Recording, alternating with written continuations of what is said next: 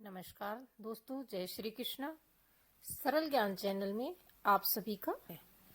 आज की हमारी कहानी द्रौपदी ने दुर्योधन का कैसे मजाक उड़ाया।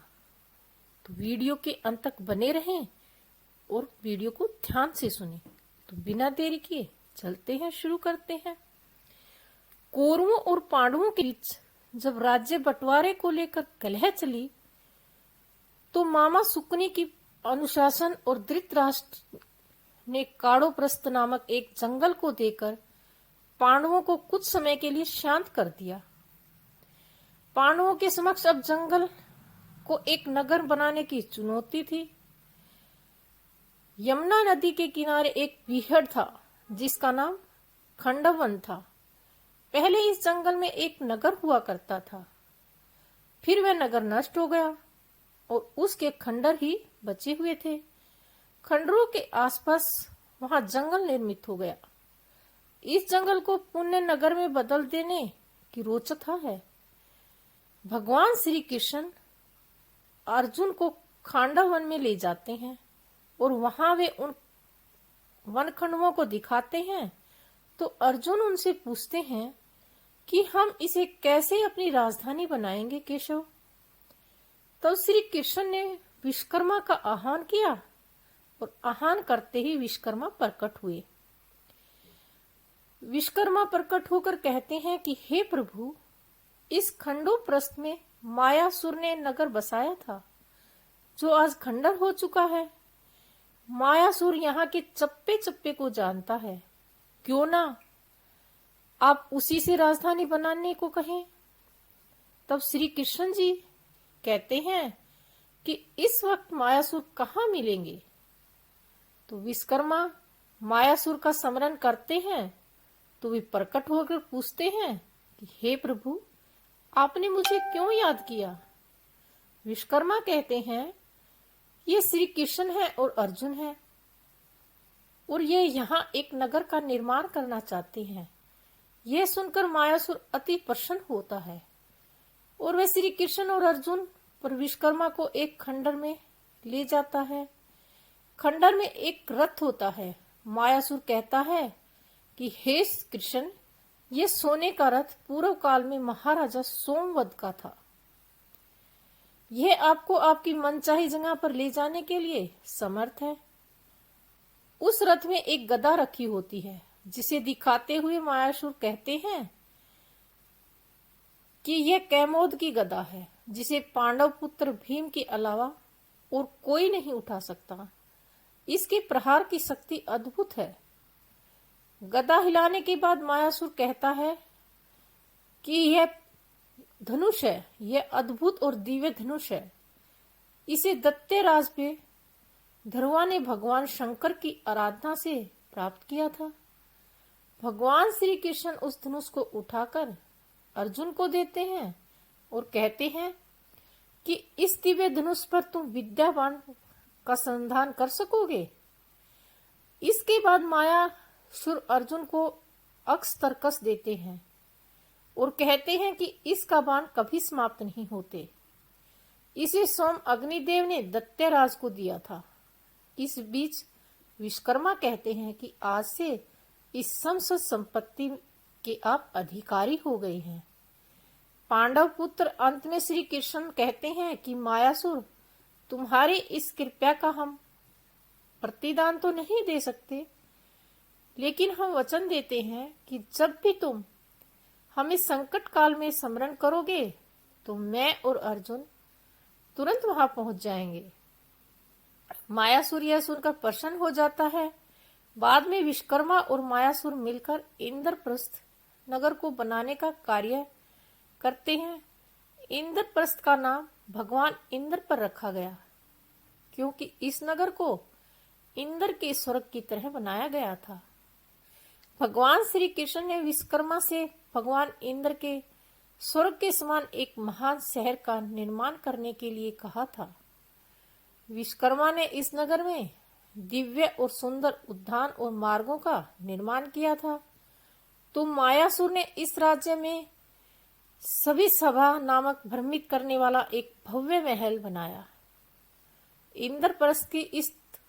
इंद्रप्रस्थ को पहले से कांडोपरलस्थ था, वह पांडव पुत्रों के लिए बनाया गया था। यह नगर बड़ा ही विचित्र था। खास पांडवों का महल जो इंद्रजाल जैसा बनाया गया था, द्वारिका की तरह ही इस नगर के निर्माण का कार्य में दानव और भगवान विश्वकर्मा के अथक प्रयास किए गए थे, जिसके चलते ही यह संभव हो पाया था कि पांडव और उनके चचेरे भाई कौरवों के बीच संबंध बिगड़ गई तो कौरवों के पिता धृतराष्ट्र ने पांडवों को यमुना के किनारे कांडोप्रस्थ का कोई क्षेत्र दे दिया गया। वहां उन्होंने जलाशयों के गड्ढों से घिरे हुए एक नगर को बनाया और उनकी रक्षात्मक प्राचीर बनाई। धृतराष्ट्र के कथा अनुसार पांडवों ने हस्तिनापुर में प्रस्थान किया।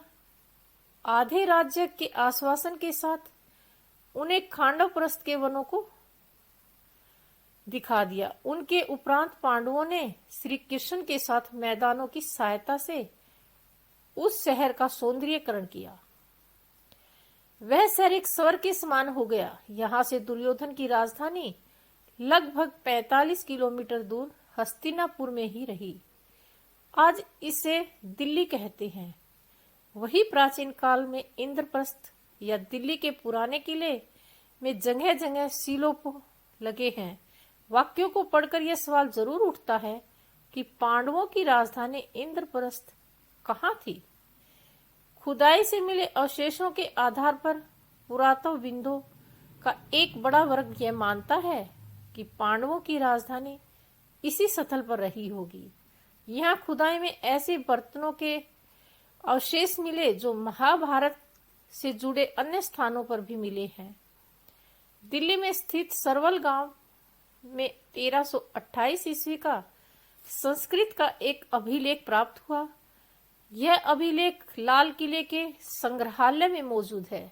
इस अभिलेख से इस गांव के इंद्रप्रस्थ जिले में स्थित होने का उल्लेख है। महाभारत में इंद्रप्रस्थ का निर्माण और भगवान श्री कृष्ण की भूमिका। महाभारत में उल्लेखित इंद्रप्रस्थ को वर्तमान दिल्ली क्षेत्र में माना जाता है। पांडवों का गौरवशाली नगर था। इसके निर्माण में भगवान श्री कृष्ण की प्रमुख भूमिका रही। यह नगर खांडवप्रस्थ नामक निर्जल और उपजाऊ जंगल में स्थित था, जिसे श्री कृष्ण और अर्जुन के प्रयासों से एक भव्य राजधानी में परिवर्तन किया गया। खांडवप्रस्थ का पांडवों को सौंपा जाना। जब कौरवों और पांडवों के बीच आपसी मतभेद बढ़े, तब धृतराष्ट्र ने पांडवों को हस्तिनापुर का अधिकार देने के बजाय खांडवप्रस्थ नामक उजाड़ भूमि सौंप दी।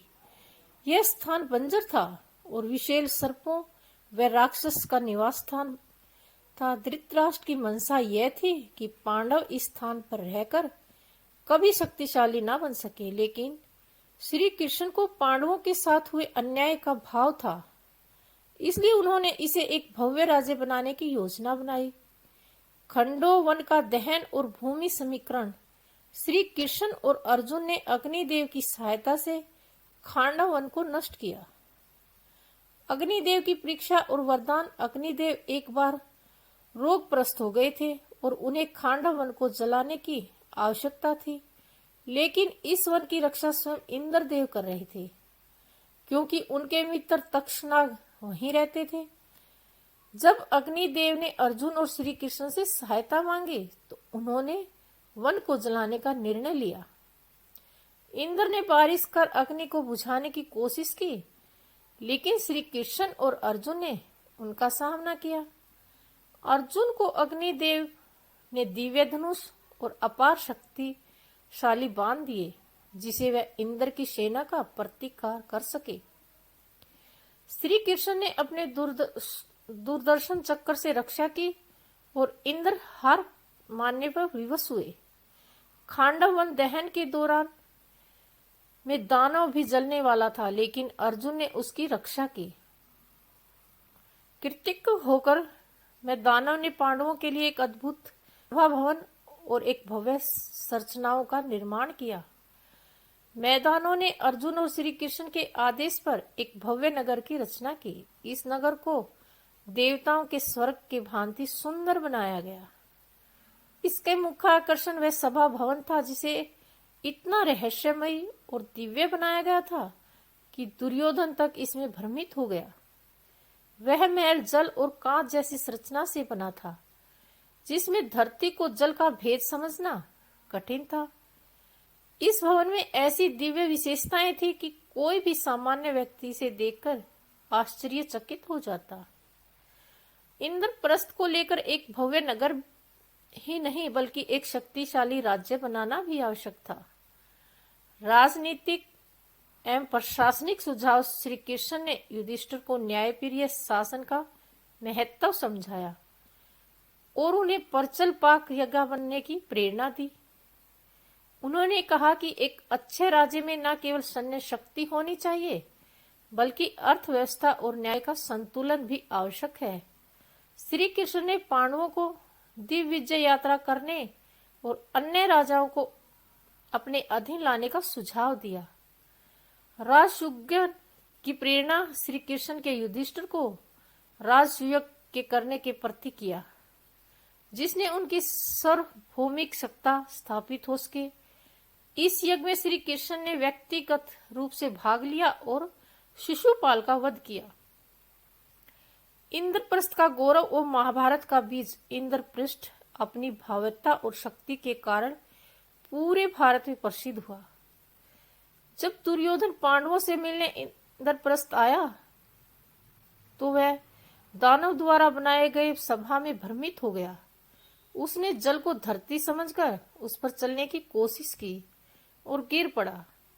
द्रौपदी ने उसे देखकर अंधे का पुत्र अंधा कहकर उपहास किया। यह अपमान दुर्योधन को सहन नहीं हुआ और उसने पांडवों से बदला लेने के लिए द्रुत क्रीड़ा का आयोजन किया। इस दी भगवान श्री कृष्ण ने इंद्रप्रस्थ के निर्माण में न केवल प्रत्यक्ष रूप से सहायता की बल्कि पांडवों को सही मार्गदर्शन देकर इसे एक शक्तिशाली राज्य में बदल दिया। उनकी कूटनीति, सूझबूझ, अग्निदेव की सहायता से दानव द्वारा भव्य महल का निर्माण और युधिष्ठिर को न्यायपूर्वक राज्य संचालन करने की प्रेरणा ने इंद्रप्रस्थ को महान बनाया। क्योंकि इंद्रप्रस्थ को ऐश्वर्य और दुर्योधन का अपमान महाभारत युद्ध के एक प्रमुख कारणों में से बना। श्री कृष्ण केवल एक मित्र ही नहीं बल्कि एक कुशल राजनीतिक और मार्गदर्शक भी थे, जिन्होंने पांडवों को उनके खोए हुए अधिकार वापस दिलवाए और धर्म की स्थापना में महत्वपूर्ण भूमिका निभाई। तो दोस्तों, कैसी लगी आपको ये कहानी? कमेंट बॉक्स में जरूर बताएं और हमारे चैनल सरल ज्ञान को सब्सक्राइब करना ना भूलें। वीडियो पसंद आए तो शेयर करें और सब्सक्राइब करें।